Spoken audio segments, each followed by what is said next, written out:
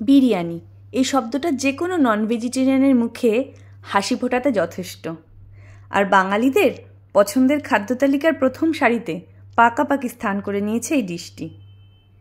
বলা হয় পারস্য দেশ থেকে প্রথম বিরিয়ানি আমাদের দেশে এসেছিল, তারপর হায়দ্রাবাদের নিজাম আর মোগলদের দ্বারা তা সমগ্র দেশে ছড়িয়ে পড়ে আর জনপ্রিয়তা লাভ করে। কলকাতার বিরিয়ানি প্রথম কলকাতায় নিয়ে আসেন লখনৌর শেষ নবাব ওয়াজিদ আলী শাহ 1856-তে। তিনি নিজামদের স্টাইল আর মোগলদের স্টাইল মিলিয়ে একটি নিজস্ব স্টাইলের বিরিয়ানি কলকাতায় তৈরি করেন। আর বর্তমানে ভারতবর্ষে প্রায় 40 প্রকার পদ্ধতিতে বিরিয়ানি বানানো হয়। তবে কলকাতার বিরিয়ানির বিশেষত্ব হলো এটিতে আলুর ব্যবহার করা হয়। আমি আজ সেই বিরিয়ানি বানাচ্ছি।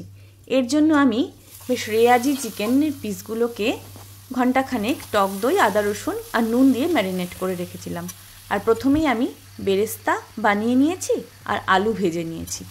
তারপরে এই চিকেনগুলোকে হালকা করে কুক করে নেব।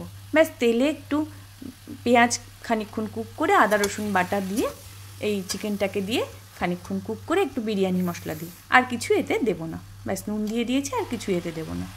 এইবারে আমি বিরিয়ানির ভাতটা বানিয়ে নেব। বিরিয়ানির ভাত বানানোর জন্য চালটা ফুটে উঠলে তাতে নুন আর খানিকটা লবঙ্গ দিয়ে ভাতটা বানাবো। তাতে কি হবে, ভাতে ভালো ফ্লেভার হবে। চাইলে এতে একটুখানি কেওড়া ওয়াটার দিয়েও বানিয়ে নেওয়া যেতে পারে। ভাতটা 60% হয়ে গেলে আমি এবার একটু উষ্ণ গরম দুধে একটু কেশর ভিজিয়ে রাখছি। কেশরটাকে এভাবে একটু ঘষে দিলে আরও ভালো রঙটা আসে। এইবার যেটা কাজ, লেয়ারিংয়ের কাজ। এর জন্য একটা ডেচকিতে ঘি গরম করে এবার গ্যাস বন্ধ, জিরে ফোড়ন দিয়ে গ্যাস বন্ধ করে দেবো। আর এই যে মাঝে টমেটোগুলো দিলাম, এটা একটা ট্রিক। এর জন্য কি হবে, নিচে চালটা বা চিকেনটা 19-20 হলেও ধরে যাবে না। এবার আমি ওই কুক করে রাখা চিকেনটা আর আলুগুলো দিয়ে যে চিকেনের ঝোলটা সেটাও খানিকটা দিয়ে, যেটুকু রস ছিল, আর ওই বিরিয়ানি মশলা আর বেরেস্তা দিয়ে এবার এর ওপরে ভাতের লেয়ার দিয়ে দেব।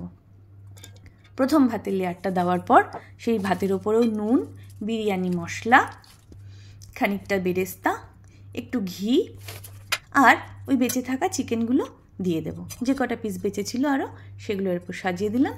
আর যেটুকু চিকেনের গ্রেভি ছিল সেটাও দিয়ে দেব। ব্যাস, তার উপরে আবার ভাতের লেয়ার দেব। এই ভাতের লেয়ারেও আমি আবার একইভাবে নুন, বিরিয়ানি মশলা, খানিকটা বেরেস্তা, ঘি আর আমি যেটা দিই একটু ধনেপাতা। এটা অপশনাল, না দিলেও হয়, আমার ভালো লাগে ধনেপাতা বা পুদিনা পাতা দিয়ে। এইবারে একটু কেওড়া ওয়াটার আর যেটা দেব 2-4 ড্রপ মিঠা আতর। এটি দিলে একদম দোকানের বিরিয়ানির মতো ফ্লেভার হবে। আর দিলাম কাঁচা লঙ্কা আর ওই দুধে ভেজানো কেশরটি।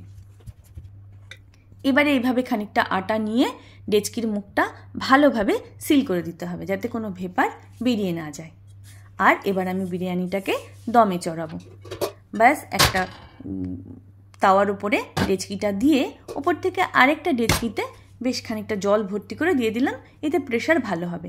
প্রথমে 10 মিনিট হাই ফ্লেমে, তারপর 15-20 মিনিট লো ফ্লেমে কুক করলেই হয়ে গেল বিরিয়ানি।